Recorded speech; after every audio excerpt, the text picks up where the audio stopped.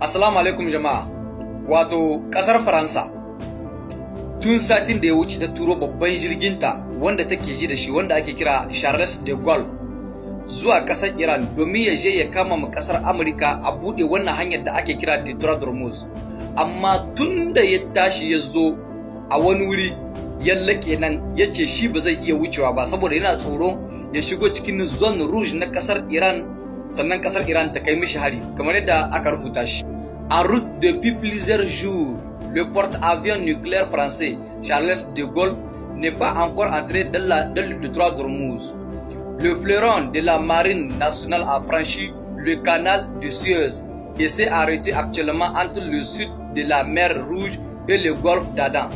Le groupe aéronaval français maintient pour l'instant une distance de sécurité et ne devrait pas entrer immédiatement dans le détroit d'Ormuz. Proprement dit, considéré comme une zone à haut risque, il restera toutefois prêt à intervenir pour ouvrir le détroit si les conditions politiques et sécuritaires venaient à être réunies selon le ministère français des armées. Wato suka ce su ba za su iya tsallaka inda suka zo suka tsaya suka ce ba za su iya tsallaka ba saboda anan suna cikin tsaro. Suna tsallakawa da suka ce kasar Iran za ta kai musu hari, sannan kuma bayan da za su yi, sannan kuma shine jirgi guda kacal wanda kasar Faransa take da shi wanda take razanar da kasashenmu na Afirka. Kenan idan ya ji an tarwatsa shi babu wani jirgin da za ta yi amfani da shi domin ta razanar da kasashenmu na Afirka. Allah ya sa ta shiga a tarwatsa shi sai mu ga iya karye su. Ku ya zara yi kuma sakshi, Allah ya sa mu dace. Assalamu alaikum jama'a. Wato game da kananan jirage na kasar Iran wanda kasar Amurka take kira kwarin da ba sa mutuwa. Yau hukumomin kasar Amurka sun hango waɗannan jiragen kusan jirgi 100 inda suka watse cikin ruwa. Wato dama kasar Amurka tana jin tsoron waɗannan jiragen. Ta yi ta halba su amma jiragen ba sa karewa, shi yasa take sa musu suna kwari waɗanda ba sa mutuwa kamar yadda aka rubuta shi. Des images satellites montreraient plus de 100 vedettes rapides de la marine des gardiens de la révolution CGRI regrouper une seule formation dans le détroit d'Ormuz cette nuit.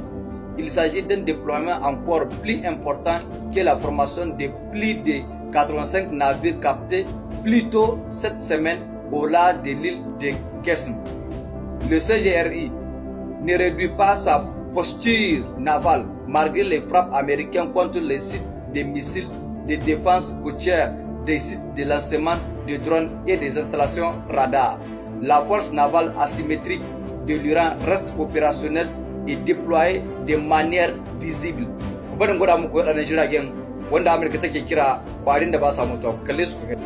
Kuna ganin su dai ga sunan, in kun gane su sai ku ce kamar takalmi, ga sunan wajen jirgi ne, jirgi 100, wajen jirgi 100 kanana waɗanda su ne suke zuwa suna kai manya-manyan jiragen kasar Amurka hari. Ku duba gani abin gwanin shawa.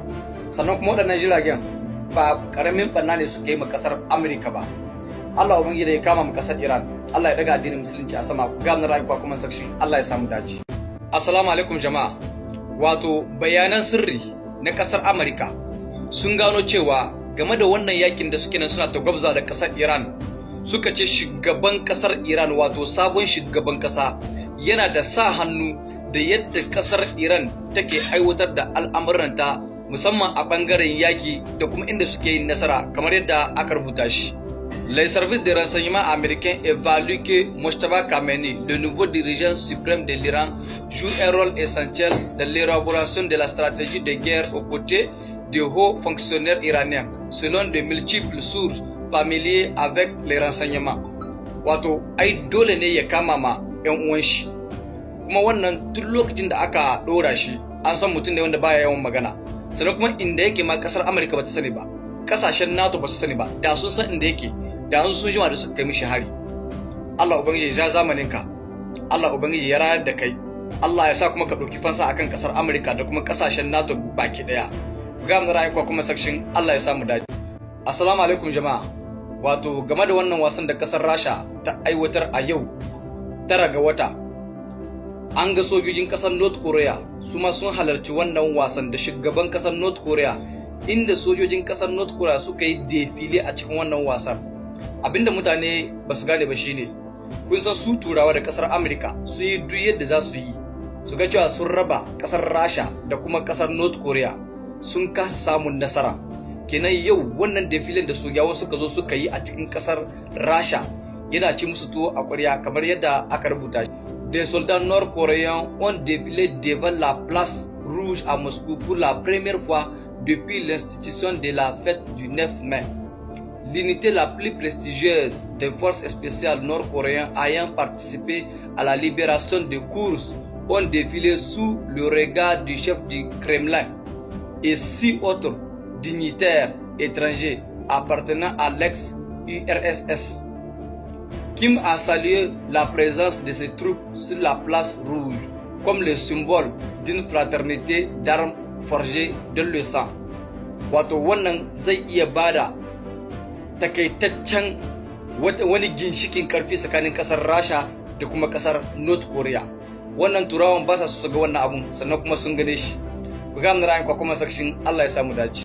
Assalamu alaikum warahmatullahi wabarakatuh. Al'umma kasar Niger baki daya, to ya kamata mu jinjina mu shugaban kasar mu Abdurrahman Chani, sannan kuma mu jinjina mu sojojin mu na kasar mu na Niger.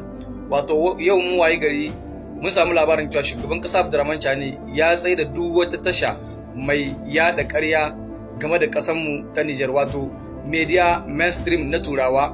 Kamar yadda kuke ganin shi, akwai France 24, su TV25 Monde, akwai su Jeune Afrique, akwai su Life Pay, akwai su TF1 da sauransu dai. Suna nan, suna da yawa.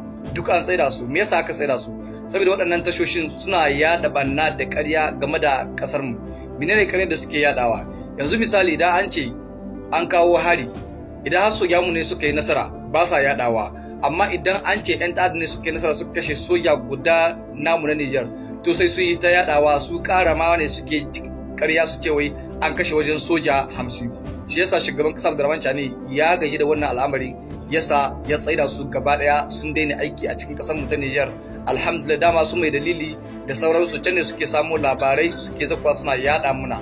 Saboda haka wannan ba karamin abin alfahari ne ba. Ya kamata ku jinjina mu sojojin mu, ku ga mu da rayuwa kuma section, Allah ya samu dace.